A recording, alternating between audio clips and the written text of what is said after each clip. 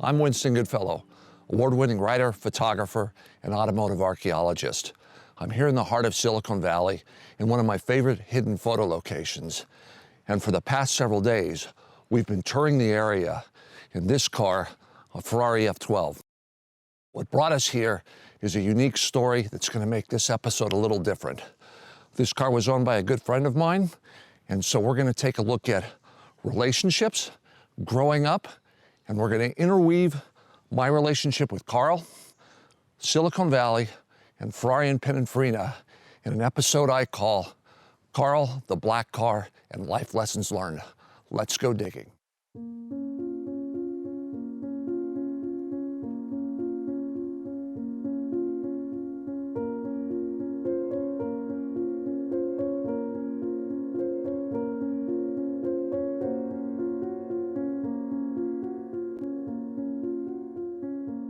All right, everyone. This is a slightly bittersweet experience. I'm sitting here going up an old road that used to be from my childhood. That's just a fantastic drive. And I'm in this lovely Ferrari F12. But the bittersweet part of this is, this was owned by one of my dearest friends who passed away unexpectedly.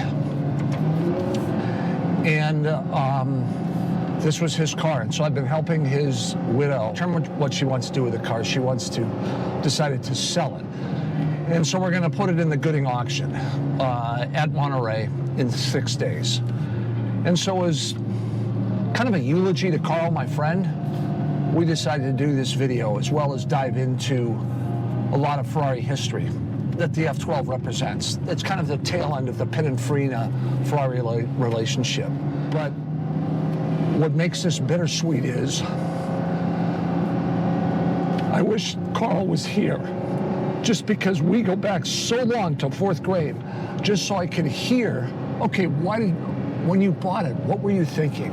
Because it was the first exotic car he bought. He put deposits on a number of things and then didn't do it.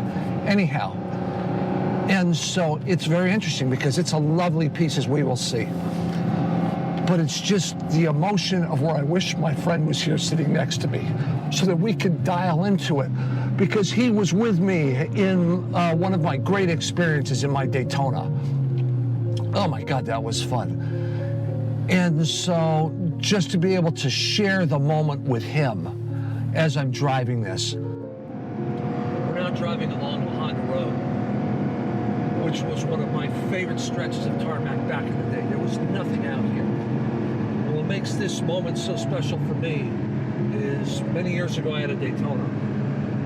And so Carl and I were out for a drive. And there was a guy ahead of us in a motorcycle. And so he saw this silver Ferrari coming up on him. And so let's just say we started dicing. And it was a friggin' blast. And so Carl could be, he never got into cars. I mean, he was into cars, but he didn't drive them like I did. And so he was kind of timid for whatever reason. And so we were going through some of these lovely turns like this with this motorcycle ahead of us. And pretty soon we're doing 100, 105, 110. And I'm whipping through these turns. And Carl was sitting next to me. And he's going, oh my God, this is fantastic. Holy shit, we're gonna die. Oh my God, this is fantastic. We're gonna crash. And he was just going back and forth like that, from utter elation to utter terror. Just bang, bang, bang.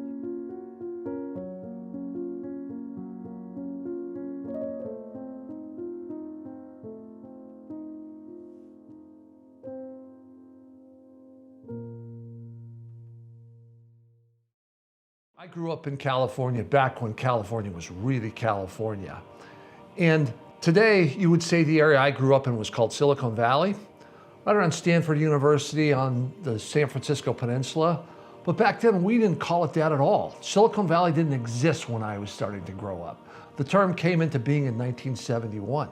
Back then, we called it the San Francisco Bay Area. That was it. We lived in an area called Menlo Park, which wasn't anything like it is today. Now that's the real heart of Silicon Valley, a lot of money there. It's really kind of ritzy. Back then it was just a middle-class neighborhood. And so there we were, and when I was in 4th grade, the Schmitts moved in next door. And so Carl and I became steadfast friends almost immediately because we shared a number of the same interests, sports and cars. And then there was a television show called Speed Racer. How could we not watch that? That type of stuff. And so we really palled around, riding our bicycles, all sorts of fun. As we came of age, so did Silicon Valley. It was originally an agricultural area, and then technology came in post-war. A lot of that through the association with Stanford University. Not realizing it at the time, it was really an area of large personalities. So for instance, just a name that everyone recognizes now is Steve Jobs. He wasn't the only one. Well, Modena, where Ferrari was from, and even we could say Italy, all of Italy, their exotic car industry, they had their large personalities too. For instance, Enzo Ferrari, real natural. And through the osmosis and who was working with whom, both in Silicon Valley and over in Modena and Italy, real tight friendships formed. For instance, back here behind my desk is a photo of Enzo Ferrari, and then there's another one with Sergio Scaglietti, one of Ferrari's top coach builders. They were steadfast friends through their lives. Sergio Pininfarina ended up becoming a great friend with Enzo Ferrari. Back in Silicon Valley, you had Bill Hewlett and David Packard, the original partners in Hewlett Packard. And so there were a lot of commonalities between Silicon Valley and Modena and the exotic car industry in Italy that I can see today. As Carl and I grew up, Pininfarina and Ferrari were going through real ascension. They became, Ferrari was the performance leader of the world. They were winning endurance titles, they were winning F1 championships, but they also led the world in design thanks to Pininfarina. They were the masters of elegance. And so, as kids, we kind of recognized that but couldn't enunciate it like I just did. And so Ferrari Pininfarina really captivated our hearts. And this continued throughout our lives. And as we grew older, it's interesting because looking back, his family was car people, we were car people. His old man had an Alfa Romeo Spyder Veloce. He ended up enjoying steam cars, Carl's father. That kind of osmosisized over to Carl, where he had a Triumph TR4A. He might have even had an MG. He also went through a number of Porsches. And I was different. I started out with a Mercedes, then there were Isos and some other things and Ferraris, and I also had some Mustangs and stuff, because back then, things were friggin' cheap. I mean, you could buy so much interesting stuff and it didn't cost so much. But you have to remember, this was different than today. Back then, the cheapest thing around was last year's race car because nobody wanted it. And so that spilled over into road cars. It was the same thing. As we grew older and I transitioned into the auto industry, Carl started living vicariously through me.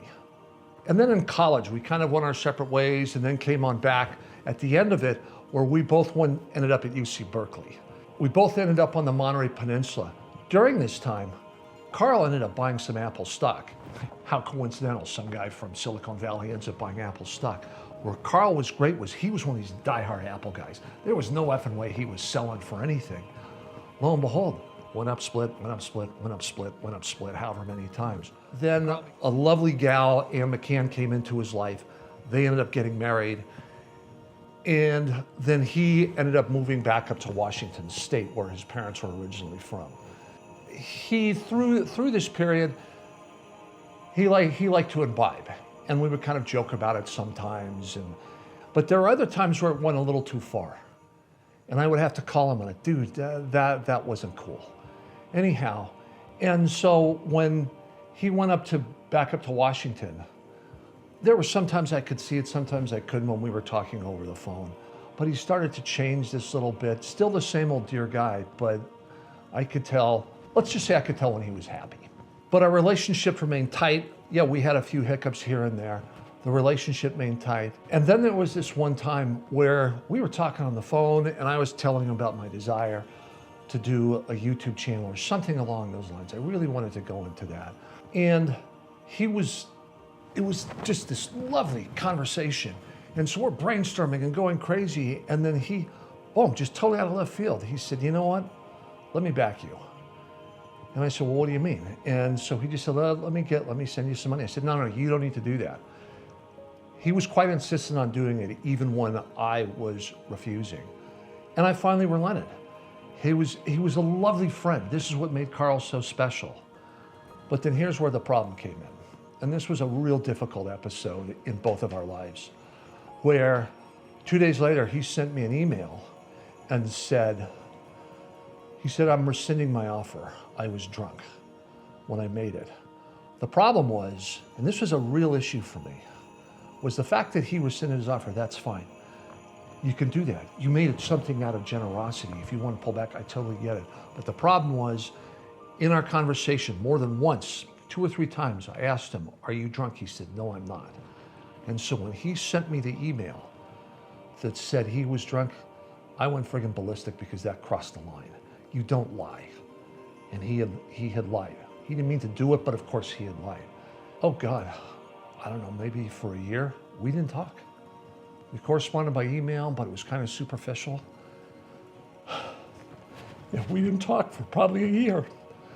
But then, through the process, my heart healed.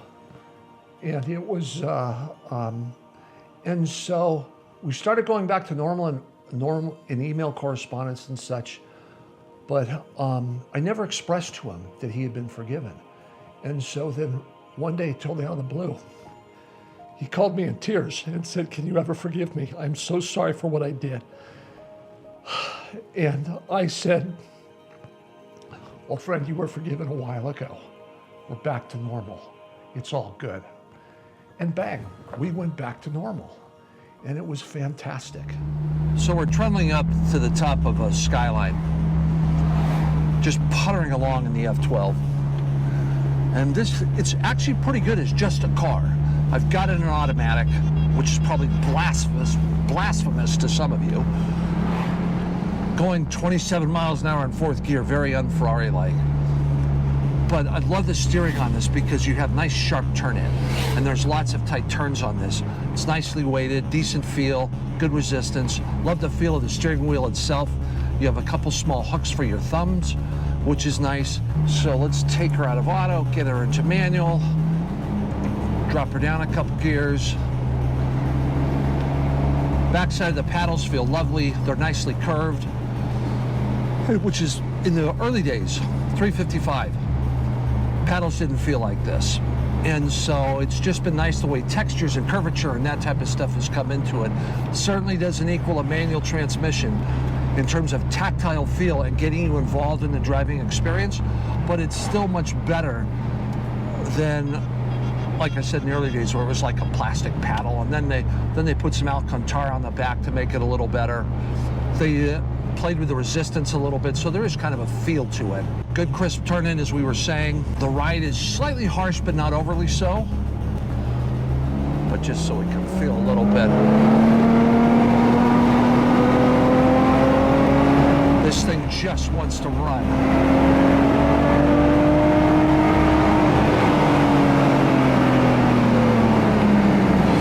It's one of my old tricks that we used to do in the day, is you would back it off. I used to do this on the freeways too.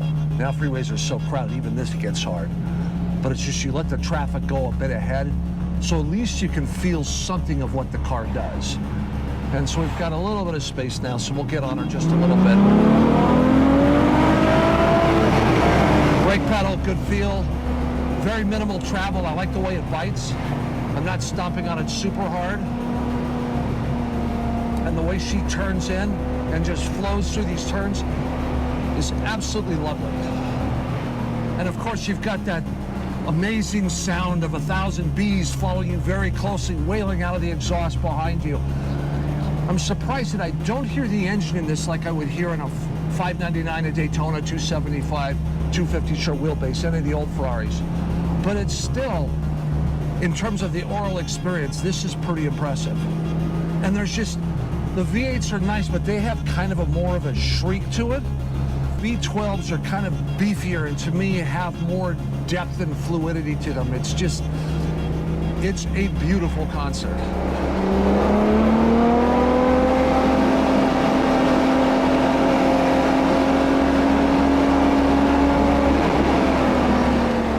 And there's some times where you just want to be quiet and let the Ferrari do its thing.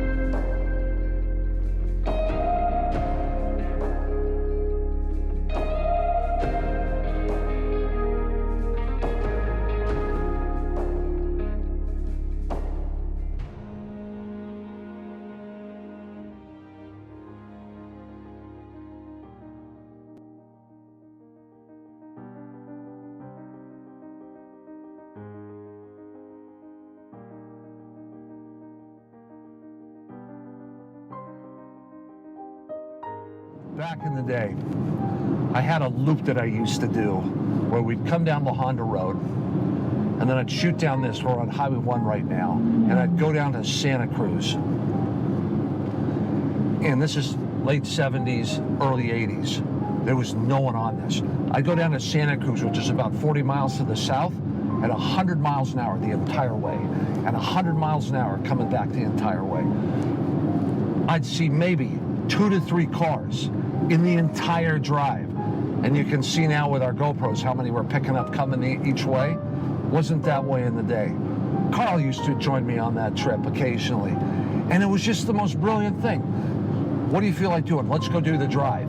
We'd come up La Honda, come whipping down, shoot down to Santa Cruz, 100 miles an hour, come back up, take Pescadero Road back up to the top, just sit up top looking over the Bay Area, watch the sun go down, watch the lights come on. I did that with my Isos, I did that with my Ferrari. My Ferraris, Carl was often accompanying me, and it just buds talking, looking at stuff, talking life. It was wonderful. And that's, everything out here was empty. There was nothing, no homes, no anything. I kind of miss that, but it's still, I feel blessed that here I am, my friend's car, the route we used to drive on a beautiful day. Thank you for the memories and the experience I'm having right now. First time in an F12, just totally enjoying this car. I could totally buy one of these. This is so much in the flavor of Ferrari Gran Turismos. Interestingly enough, Carl and I both ended up on the Monterey Peninsula. And he was just this wonderful, smart, intelligent guy with a wicked sense of humor and a real heart of gold. For instance, there was one time where he was at a party and everyone was having a great time, and some kid was kind of floundering in a pool. The only person that noticed it was Carl. He set down his drink, immediately jumped in the pool, fully clothed, pulled the kid out. Thankfully, there was no real problems with the child. On a more personal note, to show what kind of guy he was, back in the day, and this is something I'm sure a lot of people can relate to, I was into my credit cards a lot more deep than I should have been. I should have been smarter. Anyhow, and I was talking to Carl about this, and I had minimum my checking account, minimum my savings. I mean, I was literally about one paycheck from going under. And I was telling this to Carl, and I described it this way. I just said, dude, it's the most awful feeling because you feel like you're skating on ice, and there's this crack behind you. And no matter where you go, the crack is following you. And so sometimes it's a foot behind you, other times it's maybe 10 feet behind you, but the friggin' thing is always there. And by this time, he had married this delightful gal, Ann McCann, and then they had moved on up to Washington where a bunch of Carl's family was. And so 2-3 days later, bang, in comes this FedEx letter from Carl. And so I thought, oh my God, look at this. My bud's sending me, a hey dude, hang in there, you'll make it type of note. So I opened the thing up. There wasn't any like sympathy card or whatever in there. Instead, there was this. And here I am, 18 years later, and I still have this.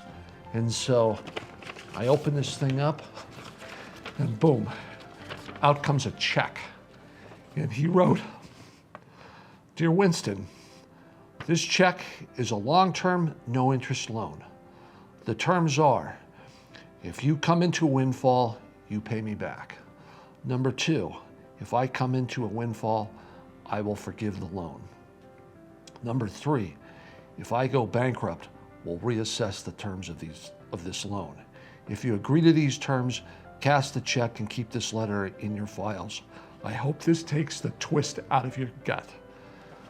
That's the type of dude Carl was. I sat on that check for 48 hours, and it was not an inconsequential sum. And then I cashed it. And I called him up and I said, "But thank you so much for your generosity, because it was really appreciated." And he said, "I'm so thankful and so happy you cashed the check," because he said, "I debated on it for about 24 hours, and then I sent it, and when I woke up the next morning, I was so happy that I had." That's the type of guy Carl was.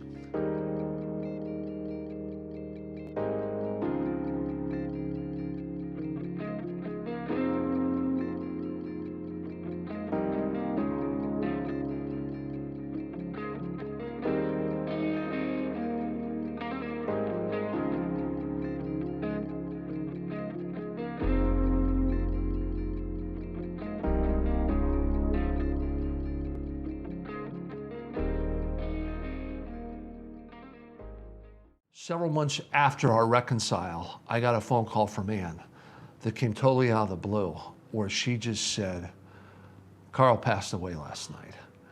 When Ann gave me the news, I was stunned.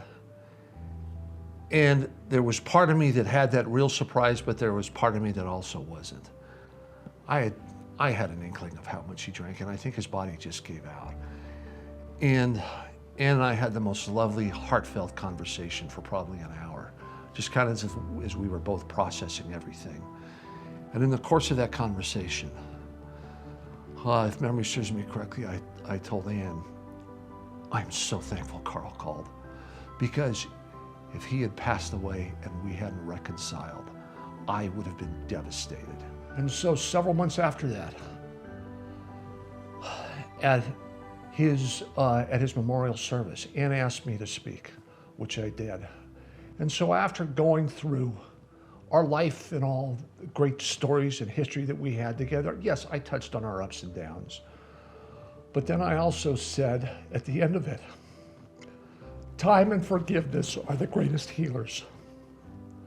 And it was something that I knew, but there I was practicing it real life. And so time and forgiveness are the greatest healers.